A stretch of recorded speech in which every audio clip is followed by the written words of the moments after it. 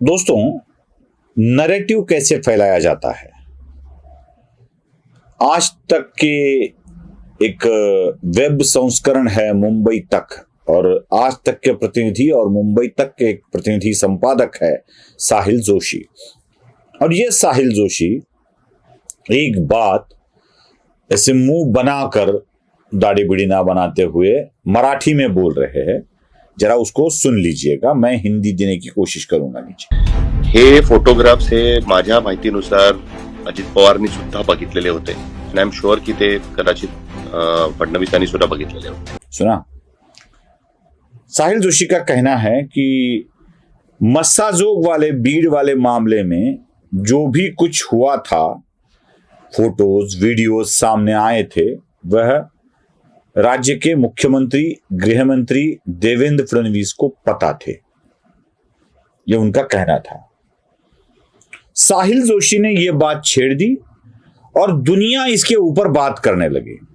कहा जाने लगा कि लगभग 2 महीने बीत चुके हैं। 2 महीने के बाद इस तरह से गृह मंत्री को पता ही नहीं चला कि कितनी बुरी तरह से पीटा गया था। और ये मामला सेट करने की कोशिश हुई कि देवेंद्र फडणवीस को सारी बातें पता थी, फोटोज पता थे, वीडियो पता थे, फिर भी वो चुप रहे। साथ ही साथ और एक नैरेटिव पेश किया गया, और वो था कि धनंजय मुंडे के इस्तीफे के पहले ये वीडियो नहीं लाए गए, फोटोज नहीं सामने लाए गए, और जैसे ही आए वैसे धनंजय मुंडे पर एक दबाव बनाया गया कि वो इस्तीफा दे दे। ये नैरेटिव चलने लगा और देवेंद्र फडणवीस के बदनामी के लिए इसका इस्तेमाल किया जाने लगा। हम जानते हैं साहिल जोशी कभी भी देवेंद्र फडणवीस या भारतीय जनता पार्टी के समर्थन में कुछ नहीं कह सकते। जितनी भी आपत्ति दर्ज करानी हो उतनी वो करते रहते हैं। ये नैरेटिव सा फैल गया, यही लोग समझने लगे। लेकिन सच क्या था, ये देवेंद्र फडणवीस के मुख से ही सुन लीजिए। हमारा कोई इंटरफेरेंस नहीं। चार्जशीट जिस दिन दाखिल हुई उसी दिन मुझे पता चला है कि क्या इन्वेस्टिगेशन है। तब तक मैं होम मिनिस्टर हूं, लेकिन मैंने एक बार भी उनको ये नहीं कहा कि आप मुझे बताकर कीजिए या मुझे दिखाकर कीजिए। इनफॉर्मली भी मैंने कोई भी उस चार्जशीट के बारे में उनके साथ आपने फोटो भी नहीं देखे? बिल्कुल नहीं। वो चार्जशीट दाखिल होने के बाद ही मैंने देखे। फोटो भी नहीं देखे? बिल्कुल नहीं। वो चार्जशीट दाखिल होने के बाद ही मैंने देखे, क्योंकि इसमें यह जरूरी था, अगर मैं उसको सैनिटाइज करूंगा तो दूसरा कोई हिम्मत ही नहीं करेगा।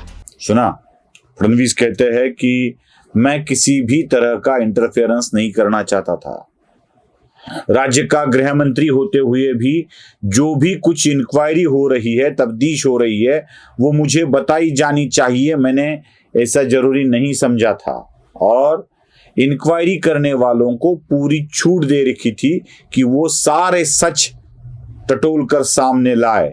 और जो उन्होंने सामने लाया उसके बाद मुझे अवगत कराया गया, और जब चार्जशीट दाखिल हुआ तभी मुझे पता चला कि ये गड़बड़ हो गई है, और मैंने धनंजय मुंडे को इस्तीफा देने के लिए कहा। मतलब देवेंद्र फडणवीस मुख्यमंत्री गृह मंत्री होते हुए भी किसी भी बात में इंटरफेरेंस नहीं कर रहे थे। निष्पक्ष जांच हो रही थी। जो भी सच है वो सामने लाने का प्रयास हो रहा था। कोई अगर बात गृह मंत्री को बताकर या पूछकर इंक्वायरी की जाती तो उसमें बड़ी तकलीफ हो सकती थी, जांच एजेंसियां प्रभावित हो सकती थी। वो ना हो, इसलिए देवेंद्र फडणवीस ने यह कर दिया। अब आगे देवेंद्र फडणवीस ये भी कहते हैं कि जीरो टॉलरेंस नीति सभी के लिए है, चाहे वो मित्र पक्ष का हो या अपने पक्ष का हो। वो भी सुन लीजिए।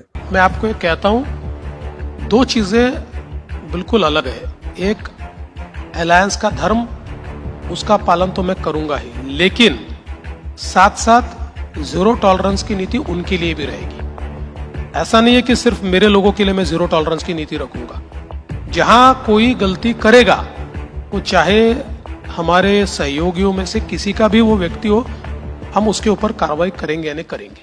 सुना, मतलब देवेंद्र फडणवीस अपने पार्टी के अपराधियों के या दोस्त पार्टियों के अपराधियों को सहन नहीं करेंगे, लेकिन मामलों को आगे बढ़ाते हुए देवेंद्र फडणवीस की छवि खराब हो, इसलिए ये सारी बातें सामने रखी जा रही है। मैं तो बार बार एक सवाल उठाता आया हूं, शायद राज्य के गृह मंत्री इसे देखते हैं, सुनते हैं या पता नहीं है। देवेंद्र फडणवीस के गृह मंत्री के रूप में छवि खराब हो, मुख्यमंत्री के रूप में छवि खराब हो, इसलिए विरोधी दलों के कार्यकर्ता ही कुछ आपराधिक मामले कर रहे हैं। जैसे स्वारगेट में महिला अत्याचार वाला मामला हो, वहां पर भी संबंधित व्यक्ति होता है राष्ट्रवादी कांग्रेस पार्टी शरद पवार का।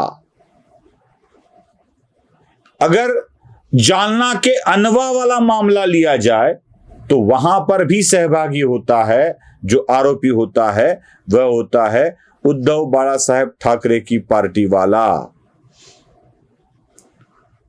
कोई भी मामला लीजिए, हर एक मामले में विपक्ष के फडणवीस के विरोधी ही सहभागी है, ऐसा हमें दिखता है।